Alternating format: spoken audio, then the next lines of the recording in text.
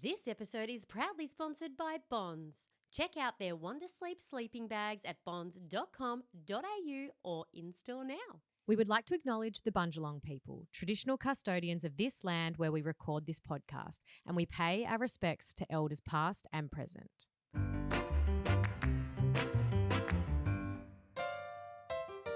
Hello, beautiful Bumpies. Welcome to Beyond the Bump, a podcast brought to you by Jay Coodwell and Sophie Pierce. This podcast is targeted at mums-to-be, and women in general. And gents, feel free to have a listen too. It's a place to have real discussions and ask real questions, no matter how hard, with honest and authentic conversations that leave you feeling lighter, more supported, and more understood after every listen. We began as your go-to baby podcast and we're still right there with you in the thick of it. But now we're growing with you and your kids too. From newborn chaos to raising tweens and teens, from identity shifts to perimenopause and everything in between. We're here to support the full ride of womanhood. And as always, we can't promise that it will always be kept PG, so please be mindful around little ears. Here we go. Hello, Jade. Hello, Sophie and all our Bumpies listening. How are you this week? Look at you race through that intro because there's something you want to say. Yeah, so I found a question. We are doing things a little bit differently this week, folks. Bumpies. Folks sounds too old for you spring chooks out there listening. We are doing an Ask Us Anything. We have not done this in, I reckon, years, because I think Especially you on start video. to feel a little bit self-centered. Yeah. Like no one will have anything Ask to me ask. anything. But anyway, Bumpies, you've sent in the goods. You've got juicy. You've got nosy. You've got curious. So I think Jade wants to get things started because she's All right. chomping at the bit. All right, here we are. So this one's for you, Soph. Are you still playing much keyboard? I'm tempted to buy. Do your girls play? Throwing her So under the look, bus. I might have quested so hard for a hobby at the start of this year that I just took on too many You've got hobbies. heaps of time on your hands. I realised that during the school holidays I had far more time to play the piano than I did once school went back. So I've actually watched it looking at me over there in the corner quite a lot recently, and these school holidays I'm making a commitment to play a bit more. You're making a comeback. I don't know that I was ever at the level that one can do a comeback, but yes, I would like to. It was something that I found incredibly calming. I've got something I need to admit. My screen time has gone up excessively recently. I think a lot of people can and relate I to this. have felt that impacting many aspects of my life. Like and what? That I all of a sudden think I don't have time for things like that. Yeah. When it's like, well, really, if I just put my phone down a bit more, I really would. Yeah. And how much more of like a positive impact that had on the house. Like it was so, like, not that I'm good at playing, but it was so cute having the girls come over and sit next to me and like pick a song that they wanted me to play. And then it got them far more into playing themselves. But that is something these school holidays are making a real decision to be. Are you going to get the brick back out? I need to start using the brick again. Have you lost off the brick? No, I've still got the brick. It's sitting pretty on my fridge. I've fallen off the bandwagon with the brick. I've turned off all my scheduled things where it would like brick me out at night. I've noticed I'm reading less. I'm playing piano less. I'm claiming I've got less time to have with my kids, and I really need to. I think sometimes with something like that, because it is an addiction, you almost wait for like someone to tell you to, I don't know. Yeah, it's like, but what am I waiting you're for? a parent I'm and an aware adult. of it. I'm an adult. I need to put in the things in place to stop that. I actually saw a video from someone the other day who said she put her phone in a cupboard for an entire weekend. And I was like, look, I would struggle with, I have a real fear of like someone needing to contact me and me not being able to answer. So I couldn't do that. But potentially off the internet, social media, everything, I think a solid, she got her hand up. Shit. Yes, miss. 48 hours would do me the world of good. And that's just me being completely honest, that I think that sometimes I tell myself I don't have enough time for things, and yes, life is busy, but I seem to have time for an unhealthy amount of screen time. What if you were to get an Apple Watch so it gave you the notifications No. that you needed? An Apple Watch stresses me out even more. I think that makes you contactable even when your phone isn't on you. Yeah, right. I don't like that no, I find that to be almost like an invasion of my privacy. You're a hard nut to crack. I am, because it's all Yeah. hypocritical. None of it makes sense. But in my mind, like, I want to be contactable, but not that contactable. So no. Okay. Yeah. And how about you? I think a lot of mums are always interested in other mums' hobbies. Do you have any hobbies? Yeah, I've got a few things to say about hobbies and time look. and time management. Okay. I just think we are all so time poor, and I think the excuses that you have just said are absolutely warranted. I think when we're so tired as parents, at the end of the day, you kind of want something to get your attention, but not enough that you've got to do something about it. So when you do go for that numbing mind scroll, you kind of sometimes looking and taking it in. And then other times you just like, I'm just doing it to just have a break for a second. I have noticed that when I make solid choices and time frames to go off my phone, I am like the best parent. I am not cranky. I'm not short fused. If I've just said, look, the phone is down, the work is away, what are we doing? It's only usually, a few minutes before we've worked out something that we both like to do.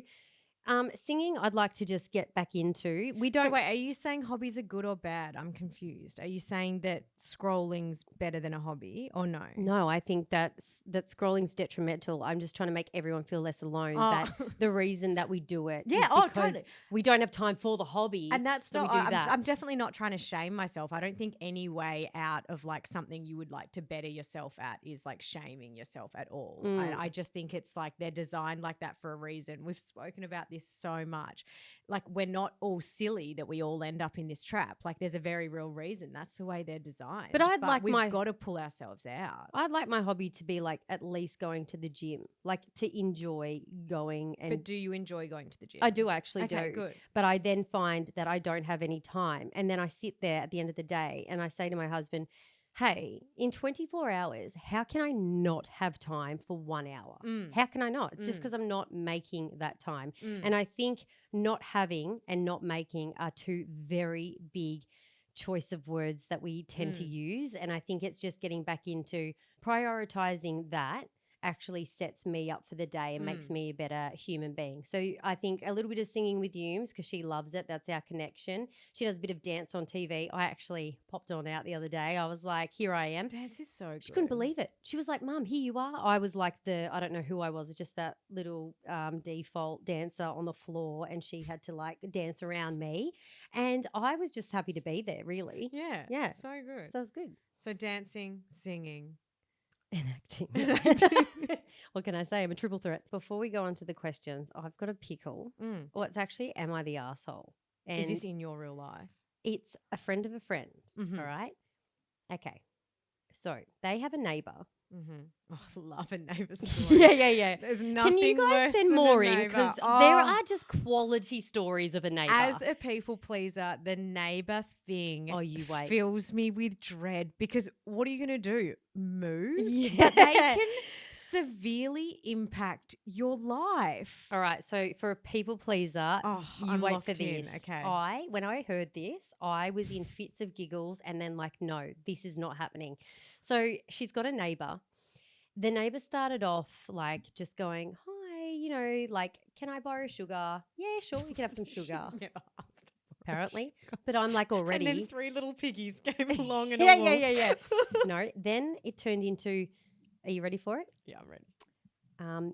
Do you mind if I borrow your washing machine to wash my Not to clothes? take the washing machine, just to pop some stuff To in. pop some things, right? Okay. So she's come in, done some washing. Yeah. I'm not sure if my friend put that washing out because it was sitting there. Don't know. Yeah, that's the thing. There was, can I borrow your mower? Okay. Hey, we're going away. Would you be able to look after my cat? She goes, oh, I'm actually allergic. That's okay. You just need to go in there, feed it, and get out. So she didn't actually give her like an option to say really no. Like, that's okay. That's what Telfast is for. Take some Zyrtec. You don't have to stay and sleep in there, but please feed my cat. So she feeds the cat. One thing leads to another. Can I borrow your car? Your car. Your car?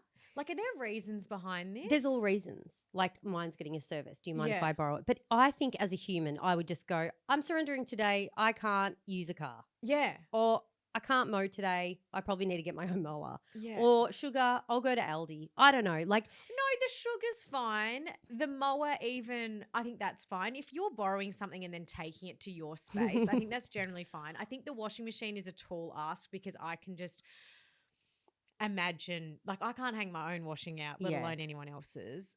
The car, like I would let a very close friend borrow my car, but a car's a tall ask. Like, are they on the insurance? that's Like, what I mean. What happens? Are you ready for this one? No, because it can't, does it get, can I borrow your firstborn?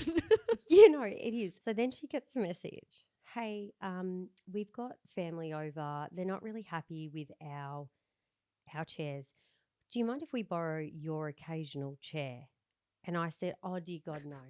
I said, Wait, surely, no, yeah. back it right Surely up. you have stopped at the occasional chair. Now, this is really taking You're the talking piss. about the chair in the corner that gets covered in laundry. But also, we're borrowing that. You're not allowed to borrow my occasional chair because that occasional chair is, it's honestly just like what is it? It's like a little. It's a mess collector. Yeah, but it's also like a painting. Like you're not getting my painting yeah. off the wall. You're not getting my Yeah. occasional it's chair. Like, it's there for decoration. It's like asking to borrow someone's like decorative cushions off their bed. Or their toothbrush. No. It's and not then like she said, but wait, back it up. What do you mean my family doesn't like our Because- chairs, so I need to borrow your occasional because chair? the person that was staying was like, oh, this is an uncomfortable chair. So But no one sits at that. The point of an occasional chair is not to sit in. she thought that would be okay. I'm just going to grab the next door neighbour's occasional chair.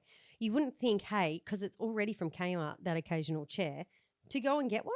Or you wouldn't think to just say to your guest, Stiff titty? suck it up. I said, please tell me you've learnt. No, she didn't. She lugged it over her shoulder. No, next she door, actually didn't said she? no. I just think it's getting to a point. And I go, so what did you do? She goes, I just didn't reply. I said, you're going to be seen. You're out there to and from. Like, Yeah, but you can just easily say, "Oh, I missed the message." but Sorry. I got further down there. Like we were just sitting there reading books and just fluffing around. And then things would pop up in my mind. I'm like, what else? And she's like, oh, like asked to look after her kids one time because I had mine anyway. I'm like, no. And it's really hard, I think, for neighbours because you know where they are. You know where when they they're live. home, you're bumping into Would them in you the street. give your neighbour an occasional chair? You know that here on the podcast, I'm going to try and be high and mighty and say no, but you know for sure I'm lugging that thing over my shoulder. I'm walking out the front gate and I'm probably asking them, do you need me to carry it up the stairs? And which room would you like it in? This is on it like one of my worst nightmares. Like this is because your home is meant to be your sanctuary. So to have someone like a neighbor imposing on you. But I reckon you're really good at using your words. Like you would be very level-headed and say, hey, totally understand that you're needing a chair. It'd probably be Totally easier. don't understand. But it'd probably be easier if you just went and got something somewhere else. Yeah. Or no, it doesn't work. It's broken. Mm. Maybe some white lies. I would never be in this position because Nick no longer allows me to buy occasional chairs because Oh, he no, knows occasional. exactly. It's like I'm not allowed to buy decorative cushions. He knows the decorative cushions will be on the Yeah, floor and the yeah. occasional chair will be covered in clothes. So if you want to save yourself from being in this situation, listen to my husband and just don't buy the occasional chair to start with. Yeah, so that was one. Am I the arsehole? Bumpies, send in your neighbour stories. Oh, frothing. All of a sudden, aging feels obvious and confronting. Yes, I want to accept my body and be a role model to my kids, but it's also a hit on the self-esteem looking in the mirror and seeing an older version of the me I'm used to. Greys, wrinkles, changing body, it's getting harder to feel good in my body. What are some little ways ranging from low cost to higher that we are feeling put together or less like sleep-deprived hags? Stem cell treatment in Korea. Go there. That is the highest end. I'm pretty sure, quite confident that's what Anne Hathaway and a few people have done. There is a facelift option if that's where you're going, Kris Jenner. But we're not going there. I know we're not going there. She said high end. That's where my high end brain goes. But do you think you're feeling this way, you go get a facelift, all is then cured? No. So my actual crux of this conversation is because I've actually never felt better and sexier in my own skin than how I am now. Does that make sense? Yeah. Yeah. So I'm almost 40. Well, no, I'm 38 and I'm 39 at the end of the year. I haven't had any Botox treatments. Actually, someone wrote in the other day and said, "Hey, can you tell me who you've been seeing? Because I'm loving this natural like Botox look." I'm like, girl, It's no Botox. that's all skincare. How long has it been? It's been since last December, like the start. Wow. So 7 months. So this is all my facial expressions coming out. And take us back. What was the decision to stop getting it done? Because you'd been getting it done regularly for quite a long time. And I don't know if it's the body confidence within that made me go, hey, I don't know, like I really am pro Botox. So I think it's great. I think it works for a lot of people. I just kind of went through this process of like, why don't you just see what you look like when it all runs out? Like, see if you enjoy the wrinkles that are there now. Because I haven't seen them for a few years because I've been getting Botox. So I never really knew what my face was like. And what I found from removing it was facial expressions that actually lit up people in the room. I think that was one of the best things that came from it. Like, I think Claire was laughing at one time where she's like, oh my God, you can fully move all your face. And I don't know, I can see that it plays an effect on the kids as well. Yeah. Obviously you can be extreme and you can get minimal Botox, but that was one of the parts. And then I decided from there, I even stopped doing skin peels and things at the beauty salon. So I just went to like minimal skincare, like cutting all the stuff out. It was getting too overwhelming anyway. And oddly, I started to get more compliments from that. And I don't know, I honestly feel like it's probably not the best I've looked physically, but there is something about inner confidence that oozes out of people and energy. And I have spent so much time working on the inner that perhaps it's showing on the outer. I think you look fantastic. I prefer you Botox free, and I'm the same. Like, I'm not anti Botox. I've just never had it done.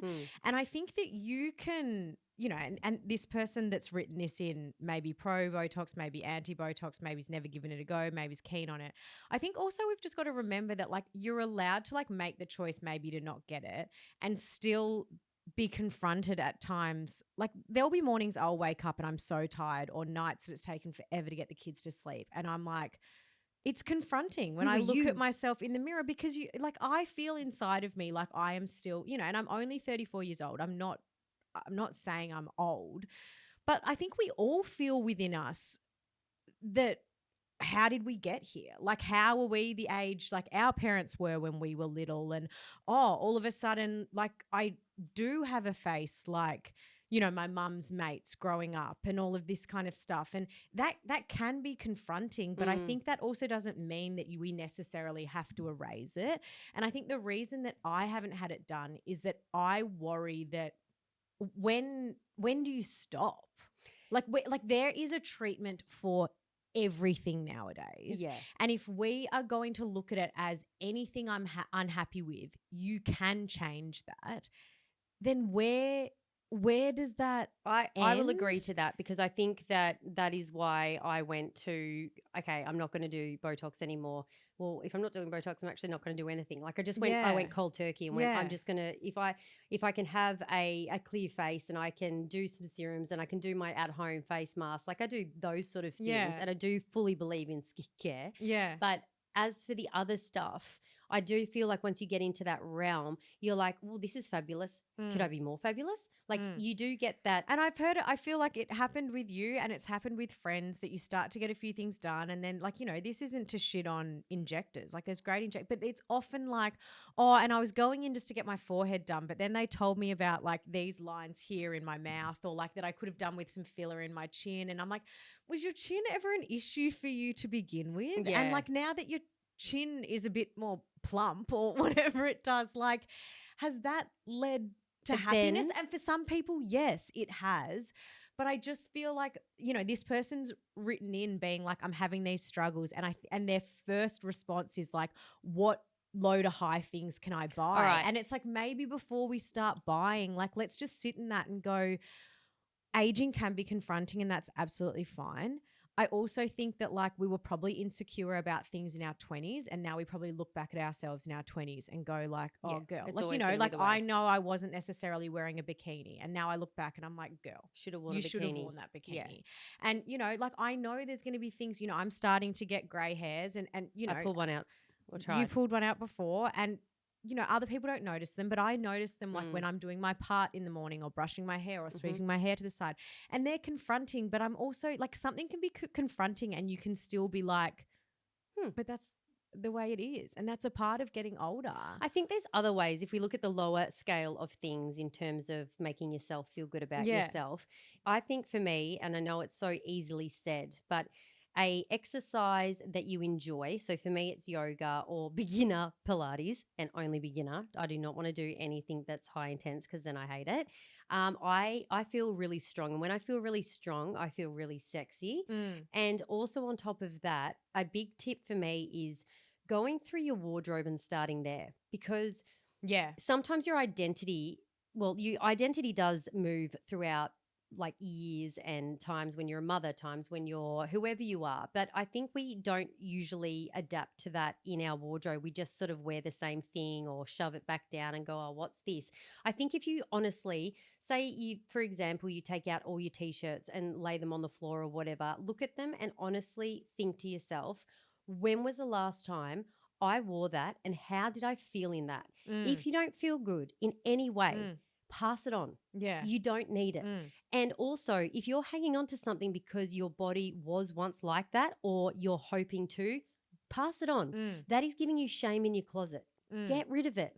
You can have little dump piles of salvos. You can have dump piles of, I'm going to resell this. You can use that money to then invest in something that does make you feel good. And I think that is one of those ways of just slowly ticking away and understanding your newfound confidence. Because I think sometimes also, and we have spoken about this a lot, is like, I'm not feeling that good, so I'm going to book in a bunch of appointments, which I'm going to call self-care. This is my personal tale. This is what I did. I'm not feeling that good, so I'm going to have all these appointments. I'm going to get my nails done every 3 weeks. I'm going to get my hair trimmed however often. And sure, in the moment, was the appointment enjoyable? Yeah, but all it led to was that my weeks were busier. There was less time for me to just like breathe and like maybe have a read, maybe wander over to the beach on my own, maybe go for a walk on my own. And it's like, sure, my nails look epic, but I'm not in myself feeling any better. And so I do think sometimes, you know, this person has written in and the automatic thing is like, how can I fix this? And it's like, just pause. Like sometimes we don't have to fill our life with like more. Sometimes that can actually have the opposite effect. We'll be back in a moment after this short break. Jade, you know how good Bonds are with the baby wear. Oh, yeah. They've brought the exact same thing to their sleep bags now. It's called the Wonder Sleep range. Oh, I love that. All right. So can I ask, like, what really is a dog?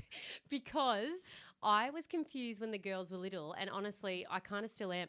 No, it's a completely fair question. I had a hard time getting my head around it too. So a TOG explains basically how warm the bag is. The higher the number, the cozier it is. So that's how you pick the right one for the temperature. Exactly. And this is the part I love. Bonds have done too. So you're sorted all year round. The Cooler Nights Wonder sleeping bag is 2.5 TOG. So that's your cozy padded one for the cold, around 16 to 20 degrees. Yeah, nice. So that's the winter hero right now. Basically. And the Warmer Nights one is 0.8 TOG, lighter and breathable for warm nights, more like your 22 to 26 degrees. Oh, clever. A sleep bag for every season. Bonds, saving the day again. That they are, and they're the only sleep bag approved by Red Nose for safer sleep. Huge. What can't Bonds do? Well, wait for it. You've spoken too soon. Mum hack Bumpies.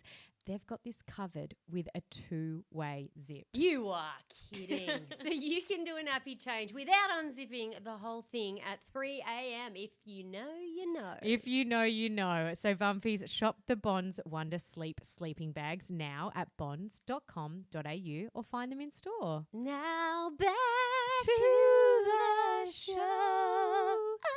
How to convince my husband for baby number 3 he is not sold at all. Girl. You can't go convincing. I think you need to sit down from personal experience that absolutely backfired, turned into postnatal depression, just did not connect well with my husband at all. You have to be on the same page with something as big as that in your life. Mm. 2 is not 3. 3 is a different, I don't care what any parent says who has 3 kids. 3 is a different amount, different stress load, different everything, and it always will be. I strongly advise that you just have a chat saying, do you have any capacity at some stage to chat about a third child or a topic that I really feel strongly about? Sit down so you both know that you've got capacity. Go through the pros and cons. If yours outweighs his, try and knuckle down on that. And look, sometimes, I don't know, like, because now I'm slapping myself in the face. What would I have said if my husband was so adamant? Because take us back a bit. You desperately wanted a third, and Yep. so you thought, I'm getting a third. There was no real conversation. There was no real Yep. consideration. And so because of that, when beautiful baby number 3 came along, Yep. you felt like, well, I'm the only one that wanted this, so I can't complain. I got to do it all. And this comes down to me in that time of my life believing, because I was already mothering the 2 kids pretty much 24/7 because my husband worked, that I could just do it all. So it was easy for me to make that 90% decision. All he had to say and do was give it to me. Yeah. And I really did not think about everything else. Like, did I ask my husband, is there anything that you have been looking forward to that you haven't been able to do while we've had and been raising 2 kids 16 months apart? And if I had have really listened to him, like he went on a riding retreat, and I made him come home on his motorbike in the pouring rain because I was ovulating. And he was furious. He didn't even speak to me. He did it. And the thing is, And was that the conception? no, it wasn't. Because otherwise I'd be like, that's quite sad. the story. Yeah. So what would you have done though? So let's go back. Yeah. You want to go about it Yeah. in a less, I don't want to say toxic way, but a more like conversational way. You sit down. He says, no, I'm firm on this. Like Yeah. I've had a friend recently who she is like, I'm not done and I don't know how to get past this. Like to feel that your family is fundamentally not complete Yeah. is a huge feeling. But then for the other person, like he was like, Yes. no, I am adamant. Well, I don't want any more children. What do you do He actually then? didn't say no. He said, Yeah. not right now. Yeah. And I didn't even listen to that. And Yeah. I think I'm not going to ignore this feeling that women have. It is this almost sickening urge to have a child. I already had 2. There is really no excuse, but I couldn't explain the desperation that I had for wanting this 3rd child. Whether subconsciously I believed that it could possibly be a boy. Maybe that was it, because for me, and I'm going to admit right now, even though we say, gender schmender, gender does play a big part in our family. Oh, gender disappointment's a huge thing. But it's gender not in something general. I have experienced, but But like, how can't we discount say that it's not a real thing. But how we say a lot, we're like, oh, we have girls. Girls can do everything that boys do. They can't. Yes, they can to some extent, but there is something about the gene or boys being boys that is completely different to girls. And I can see this in the way that we are raising and have our 3 girls. So on the weekend, yes, we have locked in soccer, and my husband, Harry, he's the soccer coach. So that is the time that they connect. Other than that, their interests are very much in what I do, where I go, and it's not going camping, and it's not the things like, I don't want to go out and kick a football with you right now. There's not as much energy like he has that would like to do in those things. Do you want to go fishing? No, I don't want to go fishing with you. This is when they're getting older. This is not the baby age where you can take them and like get them to do it. They have a choice now where if they think that's fun or not, and they just don't. I mean, it could be the teenage years, it could be whatever, but I think this is where I look at him and I think there's a real sadness that he is fully missed having a son. And it is in the back of my head. I know he has his tubes tied, but it goes back to A vasectomy. maybe Women have the tubes that get for fuck's tied. sake, women. he had the snip. He had the snip. No tubes have been tied. Well, they do tie something. Yeah, they do. They're- Sorry, I know. Yeah. Yeah. So yeah, you threw me off the bus Sorry. there. Now I'm rolling down the hill and I can't come back. No, I think what you were saying was beautiful, that like you can see a sadness there. Have you spoken to him about that? Yeah, we sometimes talk about it, but the other thing is having a third child. I really don't have the answer coming back to this question, because should I wait? Should I have waited? Yes. Ideally, if he had have said, not right now, can we just look at this? I should have said, absolutely. I need to respect your wishes. You haven't said no, you've said not now. If it was no, I don't know how we would have gone about that. That would have been really soul crushing. But on a top of that, having 3 kids has been the hardest thing we've ever done in our lives. Would we take it back? Absolutely not. But it is this. Would you have been more comfortable with 2? Yeah, but I don't think I am not someone that sits in comfortability. Yeah. So I don't know. Yeah. What about you? Well, I never really had that issue because we both initially wanted 4, and then we experienced what pregnancy, parenthood, etc. is actually like, and settled on 3. But I think that's the thing that's so hard in this situation is relationships are so often not built upon, but there's often a lot of compromise in relationships. You can't compromise on this. You can't have half a baby. No. You know, you can't be like, oh yeah, you know what? I'm hearing what you're saying. You're hearing what I'm saying. So let's just go halfway. There is no halfway.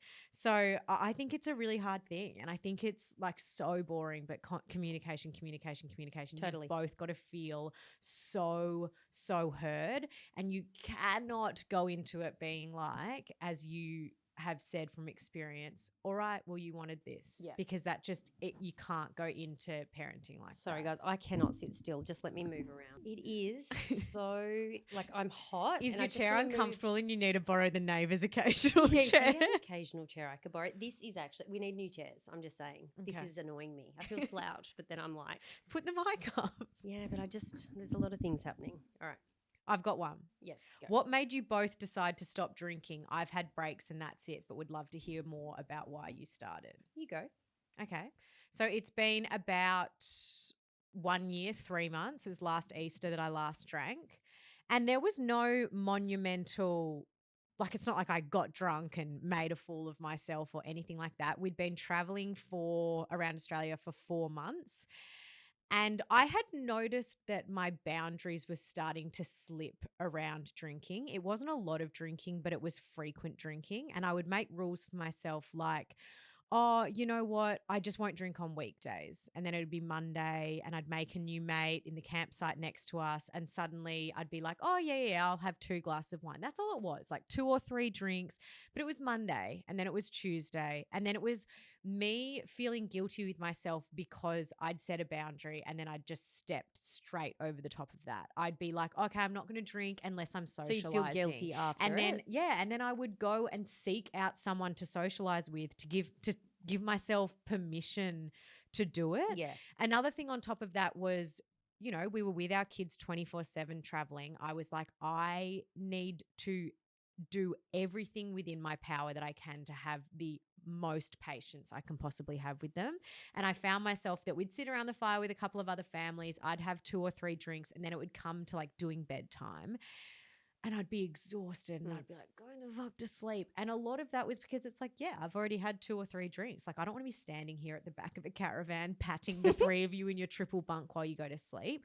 Then we had Victoria from Drunk Mummy, Sober Mummy. I think that's how her name goes, on the podcast. And I just loved hearing her chat about it. I think before that, I never thought, oh, I don't have a problem with drinking, so I don't deserve sobriety or something. Like, it's like I can't be sober because I'm not an alcoholic. Like, that's almost how it was in my mind. But it was like, well, anyone can be sober. You don't have to be a problem. You know, Yeah. like It it's can not like just be your someone's like, choice. oh, you're not allowed to not do drugs because you're not a drug addict. Yeah, like, if yeah, you don't yeah. want to do drugs, you don't have to do them. Yeah. And that's kind of how it felt. And I was like, oh, I'm allowed to not drink. And it's been really cool. And I don't miss it at all. I feel like in today's day and age, for the reasons I stopped, it's quite easy not to drink because there's so many non-alc things It's made me reassess what I do for fun. It's made me reassess how I socialize and hang out with mates and all of this kind of thing. And it's been really cool to chat to the kids about the reasons that I don't drink. Yeah, I love that. Yeah. What about you? I have a fair few reasons as to why I don't, and they are completely different to the reason that I didn't drink when I was from 18 years of age to 10 years, so 28. I didn't drink back then because the boyfriends that I had were in, I guess, like some sort of lifestyle. It was called drug free straight edge. So it was like a music scene that you'd be respected if you didn't drink, do drugs, do anything like that. So it was more of a culture. I wasn't really into the music, but I really did not mind not drinking. My anxiety at that stage was so high. The alcohol that I did have before turning 18 just did not make me feel good. I felt scared. I didn't feel in control. And so, therefore, I just sort of was like, I'm happy to put that to bed. I think 3 out of the 4 boyfriends that I had were actually drug free straight edge. I met my husband, he was also straight edge. It wasn't until we hit I think we had 2 kids. We were overseas. There was a lot of stress that was happening. And there was I did turn to wanting to numb something. And I didn't know that that's what I was doing at the time, but I had that feeling. Did you convince yourself, were you just like, oh, I'm in Europe, like seems like a good place to drink Well, wine? no, Like, how did it start? it's a big decision when you've met your partner of your dreams to live together forever, to make a decision that you're going to change the way that you are, because essentially that's going to affect us in a relationship. He doesn't know what I'm like when I drink. He doesn't know how I'm going to act. He then decided when he got home, well, so am I. And this was it was an interesting time in our relationship because we had never known each other like this. Now, it's almost scary because you don't know what people are going to be like. You don't know how dependent they can be. They don't know how dependent they can be at such a young age. I think when you're older, you're very well aware if you are like more addicted to things than you aren't. But back then, you don't know. So we were kind of riding the roller coaster. And there's been parts of my adult life over the past few years where I've done like 3 or 4 month stints of no alcohol because the months leading up have been summer, party season. It's exhausting. I feel like a pile of shit. My body feels like crap because when you're drinking, then you feel like crap food. And it was this cycle I never liked. Then it got to a point where it was more, I don't think that we are the best versions of ourselves when we do this. And I don't think going forward, one of us has the strength to just occasionally drink and the other can support them in that with just occasionally drinking and then not. I don't think that that's fair when you're in a relationship. And I kind of reflected back to who we once were. And yes, we were young. Yes, we had different stresses. Yes, we were a lot younger, but it was definitely quite simpler. And we made the decision together that we were both going to commit to each other that the alcohol is off the cards. So going completely back to a drug-free lifestyle and focusing on our health. And what unfolds in this way of thinking and this life is that you can't numb anything anymore. So if you've had a bad day or you're exhausted, you can't have a drink and forget about it. That doesn't help. These little Band-Aids that I would do because it's 4 p.m, I'm exhausted. Don't get me wrong, they're great, but they're actually a really, really self-destructive if you do it over a certain amount of time. And that's the thing that's confronting is you are confronted with, the high highs. You're like, oh, I don't have anything to celebrate this with. Okay, I guess I'm just going to have to raw dog it. And then the stress and the low, you don't have anything to numb it. So you're like, okay, well, I guess I'm feeling this. You're feeling it. And then when you start feeling it, you understand that you almost either need to action something that's not been actioned for a while because you've been numbing it, or you change it. Mm. And this started to happen, and it sort of started breaking our relationship apart, and we were like, oh my god, this is getting quite terrifying. So in us not drinking, cracks were really starting to show,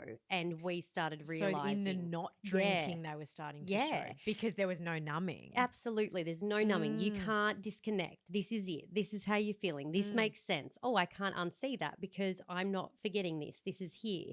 And I think one of the biggest things as well is that my children, they really, I know my eldest said, like, she loves when she knows I'm not drinking. It's that I get, my attention is always on them at all times. I'm not saying that I was a piss head, but I just mean that, you know, when parents check out and they're having a few drinks, that, you know, the conversation and the adult conversations are usually there and they go for hours. I don't mind having my kids involved in the chats, and our life has completely changed in that we don't go out. Like, we don't go out to have alcohol. So usually, like, if they were doing soccer training, I'd go find a mum friend and we'd have a drink while they're doing it. Now I watch them, and I love it. It's things that I thought that I wouldn't care about, but I do. Yeah. So we're still going through it, but this for us is a long-term game. Yeah. I don't see that this would actually be beneficial if we broke it. And health-wise, it's been better. Like, my liver thanks me. I had a blood test recently. It was fine. I think that, you know, your water weight goes down.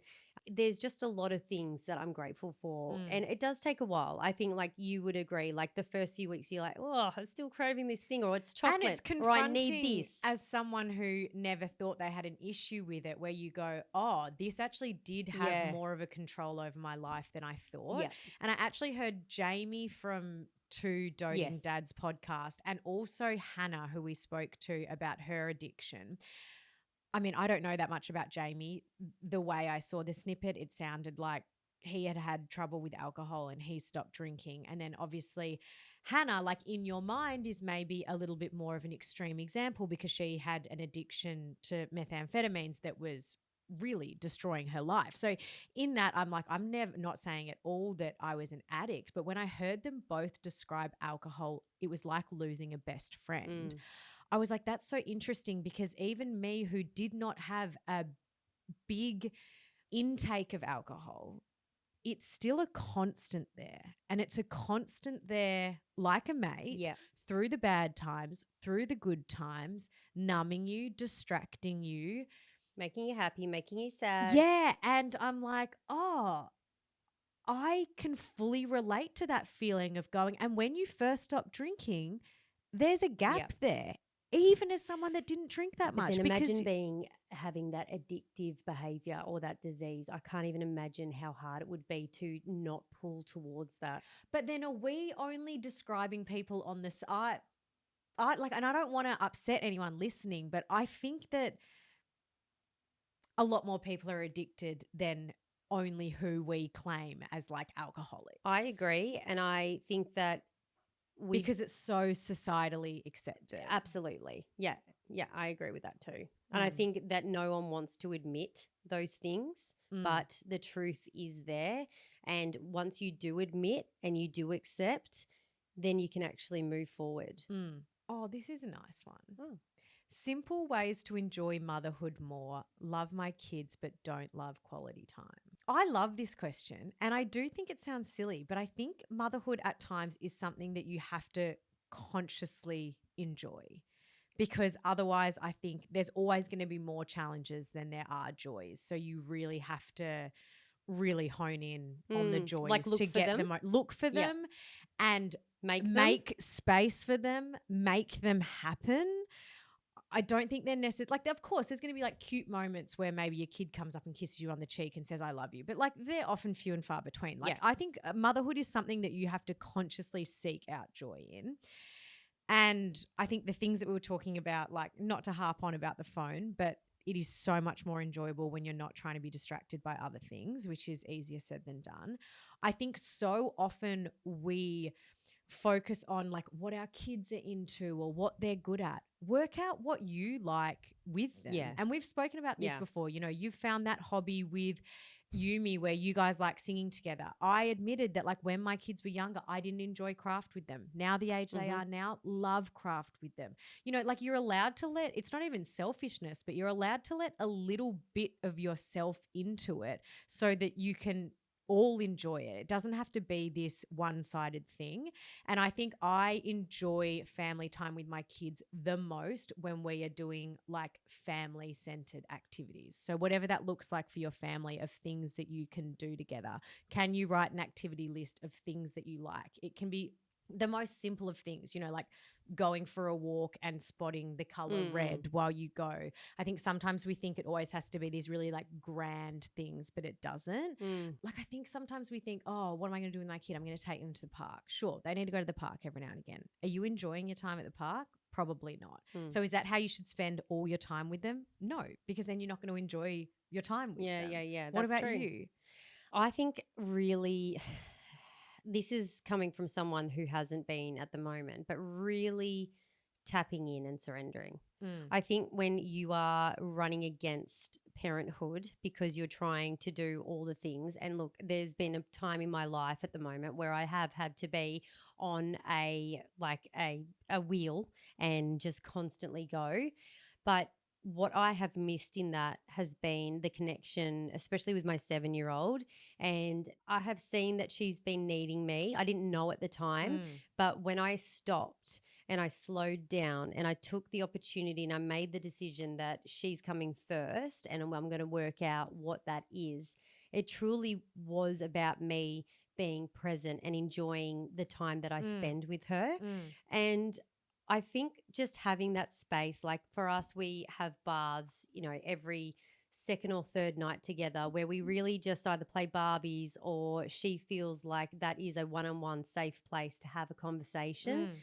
And what comes from that is for me so much more. Like I get so happy when my kids can communicate with me about their anxieties or their problems at school, or they just want to share something happy and they want me to hear it. And those things for me are cup filling. So I don't particularly need to do something. I think that where my kids are at in their age, they're like one wants to be in her room, the other wants to play games and speak to her friends. Then there's the 7-year-old that wants every single person's attention as much as she can get. And I'm trying to find that balance in our home where, like, I remember back in the day, there was always a Sunday roast. There was just always someone like my nan or my mum putting on a Sunday where we all reconnected no matter what, and that was it. And I really kind of yearn for that again. Like I wish we had that or we have something. And I think even in my future when my kids have boyfriends or girlfriends, I kind of sit there and go, I want to be that mum that's like, hey, I don't care what you're doing on what that day, but can we all please just maybe once a month because life's busier, can you all just be here with whoever and this is what we're putting on? So why don't you think you can do that now? Like it doesn't have to be a roast. Why can't you? If that's something that you think would bring you joy, why can't you do that now? Because I was listening to you and I think I agree with it. The crux a lot of the time of enjoying motherhood is saying no to other things. I know. Because unless we create the space to enjoy it, there's no, like, I mean, for me personally, this is why my kids don't do heaps of extracurriculars. Because for me, like spending the whole weekend driving them around, like for me, in my house, that would just be a distraction. That's not something I enjoy. That's not something I really think my kids would enjoy that much. And that's not spending quality time. I think sometimes we fill our life with all these things yet again, but it means that there's no time for the quality time. Like I think we need to say no to things in order for there to be space for quality time. I agree, but I also think like when you're saying that, you're not just letting your kids do nothing. You're actually filling that space with something that you're doing together. So that's beautiful. I think I would most likely just get into this habit of like, oh, I'll just chuck the TV on. I may as well read my book. And I don't want that to be the thing. Because I also I can't stand extracurricular activities. I actually spoke to our couples therapist about it because Harry said that I hate soccer and I hate all of it. And the truth is, because I said, could I actually tell you how I feel? Yeah. And he said, yeah. And I said, I get really anxious and overwhelmed in my brain about the times, who has to get what, the socks, all the mental load of it. It Mm. really overwhelms me. And she said that is a huge part of ADHD, that I just get this I don't, yeah, Paralyzing. paralyzed. I Yeah. don't want to do it because of that. So I had to explain to him it's not at all because I don't watch. I love watching them do it. Mm. But even when I go places to have conversations when I'm already tired, Yeah. that exhausts me. And I sometimes want to not do that. So she just literally suggested, if it's training night, why don't you just sit in the car? Yeah. And I was like, I didn't even think I could do that. Yeah. She goes, if it's the day of training, why don't you ask Mia, who's so capable at home, to just make sure all the girls have their soccer stuff so it's Yeah. not on you? Like, why does it always have to be on you? And I Yeah. think this is what we're getting at here is Yeah. it's always a thought that the mum has to do all of it. And going back to this lady here that wrote in, I don't enjoy it because she's probably thinking she freaking She's has the to come up with it. facilitator. Yeah. Yeah. I think that one way to get rid of the mental load is to delegate, number one, or when you're in a period of capacity, write down options. Yeah. And that's what we've done for these school holidays. It's like everyone has been, rather than waking You up need to each share day, that list. I will share that list. Yeah. But this is 3-week long school holidays for us. We've made the decision not to go away. Mhm. Nick and I are both taking some time off work. Like, we can't wake up each morning and go, fuck, what activity are we going to do No, you got today? to plan for this. So we are all chipping in, writing things. I think I might break up the list into what's free, what's a little bit Cool. of money, and what's a one-off for the school holidays. But I think that sometimes it's all right, when we have the capacity, write down those things that you enjoy. Yeah. And even as the mum, write down what your hobbies are and things you enjoy, and then put an asterisk next to it on ones that can involve the kids. Yeah. Because it can be your hobby that the kids coming along with, rather than vice versa. Yeah, that's awesome. Yeah. All right, so here's one: parenting blind spots. How do you guys handle watching your friends parent in ways you don't agree with? Like, how would you tell your friends something that you disagree with without offending them? Oh, it would be very Do we have to come up with an rare. example, do you think? Well, I'm trying to think of what would be an example that I would bring up with a friend, because it would be so rare. I think that unless I literally felt like my kids were Affected? yeah. Like, I'm very happy if my kids go for a play somewhere, to let them know about what I'm comfortable with them watching or not watching. But I don't think that's necessarily I've had to tell a friend, for example, before, oh, I don't feel comfortable. Their child was playing Roblox on an iPad, and Poppy told me some things about. She told me that she had played it on the iPad, and that you walk into a house and you had a gun, but it was just a water gun. It wasn't a real gun. And then someone else broke into the house, and I was like, what was this game? And I felt comfortable saying to my friend, hey, I just want to let you know, I don't feel comfortable with her playing this game. I've heard some things about the game that's really did makes they me feel feel comfortable with that? Well, I don't know, because that's not really my responsibility. true. But I wasn't saying anything about their parenting. I was more saying what I'm comfortable with as a parent. I was right. never I don't think you should let your child watch I would never. that. And then if they want to then go away and think about the reasons why I don't allow that, that's fine. That's on them. But it would, I can't think, other than if I literally thought someone else's child was physically unsafe, or it was impacting my child, that would be the only time. And I think if it was impacting my child, I would just say why I don't allow that from my point of view and for my child. But I would never say, I don't think you should do this for your child. Have you had any scenarios where you've had to say something like that? This is a space that I would never cross the line in. I just don't ever think that would ever help anyone telling someone how to parent. Because at the end of the day, I'm not in their house.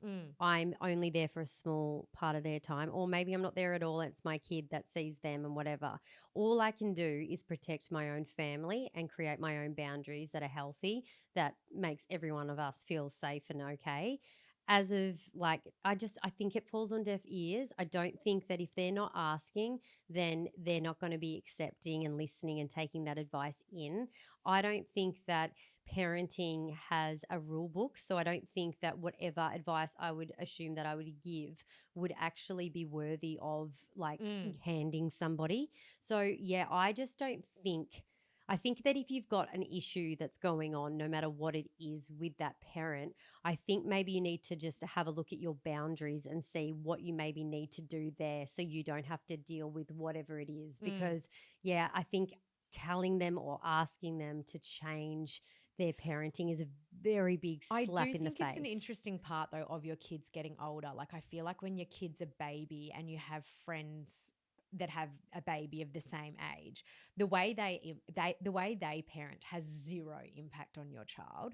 But it is interesting that as your kids get older, other people's parenting decisions do start to have impacts on your child, whether that be, like, she's allowed on Snapchat. She's allowed to go here. There's examples outside of tech. Even like, she's allowed to go here. She's allowed to do this. How come she gets a toy and I don't get a toy? Yeah. So it is interesting. I do feel like at the start, when they're babies, it has no impact on your kids, whether someone else is puree fed or baby led weaning or sleep trained or not. And then all of a sudden these values, like, I hate when people say little people, little problems, big kids, big problems, but I understand what they mean in terms of like these decisions seem to have like bigger gravity. Absolutely. Anyway, that's enough from us, Bumpies. We have yapped. Have a good weekend. Bye-bye. Thanks for listening to this episode of Beyond the Bump. If you loved it, please leave us a review. If you didn't, good on you. You can find more Beyond the Bump goodness and keep up to date by following us on TikTok, Instagram, and our Facebook group page. We'll leave the details in the show notes. Until next time, bye-bye.